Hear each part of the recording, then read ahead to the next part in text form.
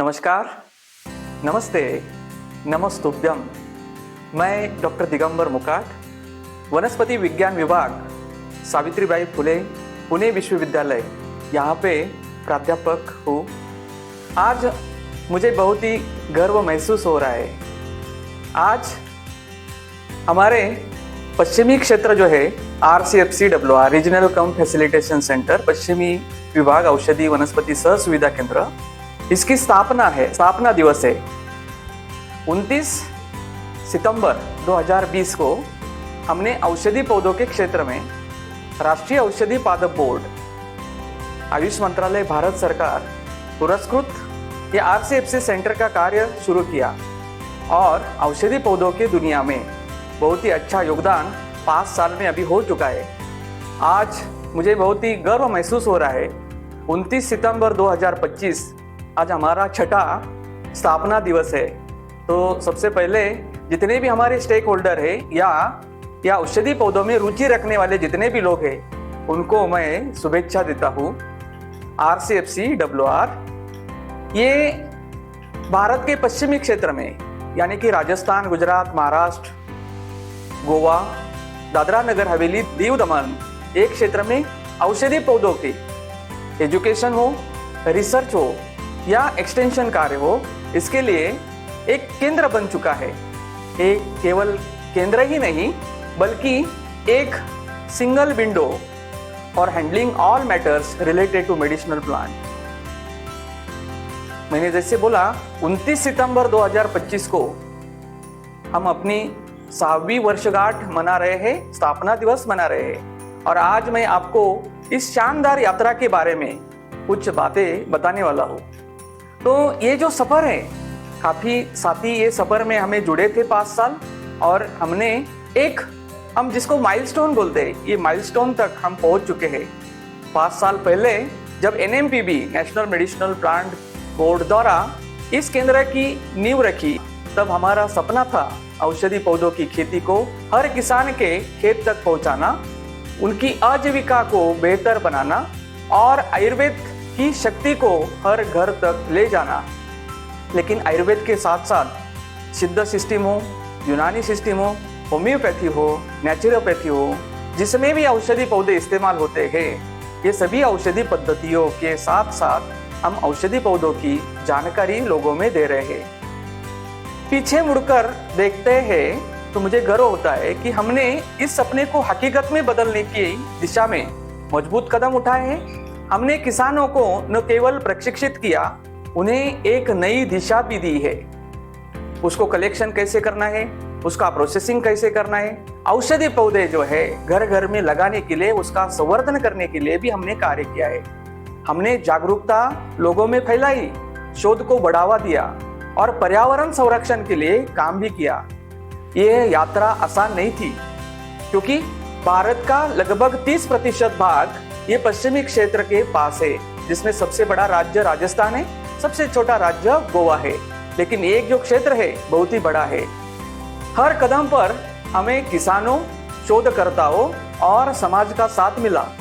हमारी उपलब्धियां हमारी मेहनत और समर्पण का प्रमाण है।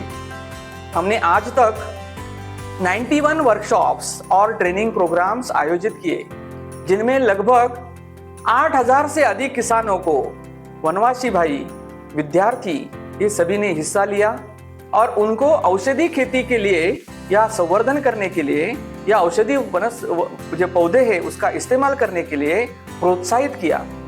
इनमें से कई किसान आज अश्वगंधा, शतावरी, ब्राह्मी, मंडूकपर्णी, तुलसी, ग्वारपाठा, इसबगोल, सोनामुखी जैसी औषधि फसलों की खेती कर रहे हैं और अपनी आजीविका को नया ऊंचाइयों पर ले जा रहे हैं। हमने 70 से अधिक वेबिनार, सेमिनार और स्टेक होल्डर्स मीट्स का आयोजन किया, जहां विशेषज्ञों ने किसानों और शोधकर्ताओं को मार्गदर्शन दिया। शोधकर्ता जो है, काफ़ी हमें अच्छे शोधकर्ता भी इसमें मिले, साइंटिस्ट भी इसमें जुड़े हमारे कार्य में। इसके अलावा हमने 16 लाख से अधिक औषधि पौधों की नर्सरी में इसकी पैदावार की और 16 में से आज के दिन तक 9 लाख से अधिक पौधे हमने वितरित भी किए हैं। ये औषधि पौधे जो है, यानी कि उसका हम सैपलिंग हो, सीडलिंग हो, ये हमने आजादी का अमृत महोत्सव, एक पेड़ माँ के नाम और काफी सारे प्रोग्राम, अभी अभी आयुर्वेद दिवस जो मनाए हमने, इसमें भी काफी औषधि पौधे हमने बांटे हैं और हमारे सेंटर ने उसमें भी हिस्सा लिया है। 700 किलो से अधिक हमने अलग अलग प्रजातियों को बीज किसानों को बांटा है, वनवासी भाइयों को बांटा है। 50 से अधिक किसानों को ये बीज बांटकर हमने काफी एंटरप्रेन्योर भी खड़े किए हैं और काफी हमें अच्छा योगदान ये किसानों से भी मिला है। हमारा काम केवल खेती तक सीमित नहीं है, हमने जागरूकता और शोध के क्षेत्र में भी महत्वपूर्ण योगदान दिया है। 30 से अधिक प्रकाशन हमने हिंदी और मराठी जैसी स्थानीय भाषाओं में छपे ताकि हर किसान तक जानकारी आसानी से पहुंचे। हमारे जो औषधि पौधे होते हैं, इसका प्रोपगेशन कैसे करना, क्योंकि काफी औषधि पौधे दुर्लभ हो चुके हैं, जिसको हम RET कैटेगरी बोलते हैं। काफी पौधे जो है वो आसानी से नहीं मिलते हैं।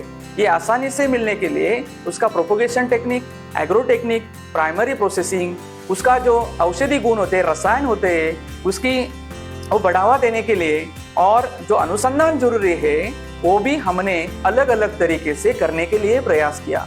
अनंत मूल जैसे पौधे में हमने उसका सब्स्टिट्यूट जो है, जिसको नन्नारी बोला जाता है, डिकैलेपिस हैमिल्टोनी, और हेमिडेस्मस इंडिका जो रियल अनंत मूल है, दोनों का कंपैरिजन हमने करके काफी अच्छा योगदान इसमें दिया है। जो हम ये सभी औषधि पौधों की खेती ऑर्गेनिक तरीके से करना चाहते हैं, गुड एग्रीकल्चरल प्रैक्टिसेस फॉलो करने के लिए जो औषधीय गुण बढ़ाने वाले जीवाणु होते हैं, उसका परिणाम भी हमने काफी सारे औषधि पौधों में, फसलों में देखा है। हमने 50 से अधिक शोध कार्यों में सहायता दी, जिसमें कच्ची दवाओं की पहचान और तेल परीक्षण जैसे महत्वपूर्ण क्षेत्र शामिल है। हमारे अधिकारी नियमित रूप से पश्चिमी क्षेत्र की औषधि पौधों की मंडियों में जाकर रियल टाइम मार्केट डेटा इकट्ठा करते हैं ताकि किसानों को सही जानकारी मिले। हमने प्रयास किया है कि ये पश्चिमी क्षेत्र में जो ट्रेडिंग करने वाले हैं, जो बायर्स है, जो प्रोसेसिंग करते हैं, उसका डेटा भी इकट्ठा करने के लिए हमने प्रयास किया है। हमारे प्रधानमंत्री आदरणीय नरेंद्र जी मोदी साहब हमेशा बोलते हैं कि देश की ताकत जो है, हमारे देश में मिलने वाले जितने भी नेचुरल रिसोर्सेस है, उसका संवर्धन करना। और हमने यही हमारे प्रधानमंत्री की सोच हमने ली और औषधि पौधे जो है उसका संवर्धन करने के लिए काफी अच्छा कार्य 5 साल में खड़ा किया है। ये आंकड़े केवल संख्याएं नहीं है, बल्कि हजारों किसानों की मेहनत, उनके सपनों और उनकी सफलता की कहानी है। मुझे गर्व है कि RCFC-WR ने केवल औषधि पौधों की खेती को बढ़ावा दिया, बल्कि आयुर्वेद जैसे प्राचीन परंपरा को जीवित रखने में भी योगदान दिया।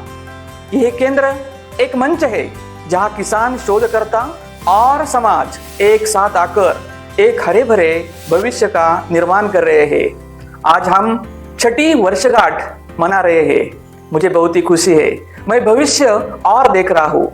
हमारा लक्ष्य है कि अगले 5 वर्षों में हम 20,000 से अधिक किसानों को डिजिटल और ऑफलाइन ट्रेनिंग दें, ताकि वे नई औषधि फसलों जैसे गुड़मार, ब्राह्मी, हमारे दशमूल, आयुर्वेद के दशमूल की दुनिया में जिसको मांग है, ऐसे पौधों की वो किसान हमारे खेती को अपनाएं और हमें जो परंपरागत जो खेती है उसमें औषधि पौधों की खेती करें।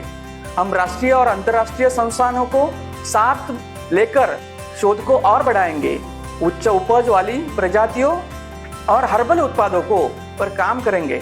हम एक मोबाइल ऐप लॉन्च करेंगे जिसमें रियल टाइम मार्केट कीमतें, किसानों के सवालों के जवाब और पौधों की बुकिंग की सुविधा होगी। हम पर्यावरण संरक्षण के लिए सस्टेनेबल खेती मॉडल और सीड बैंक स्थापित करेंगे और 2030 तक 50 लाख पौधे वितरित करने का लक्ष्य रखेंगे। हम वैश्विक मंचों जैसे WHO आयुर्वेद कार्यशालाओं में भी हिस्सा लेंगे और नीतियाँ होनी चाहिए, नीतियों को प्रभावित करके, ताकि औषधि पौधों का निर्यात बढ़े।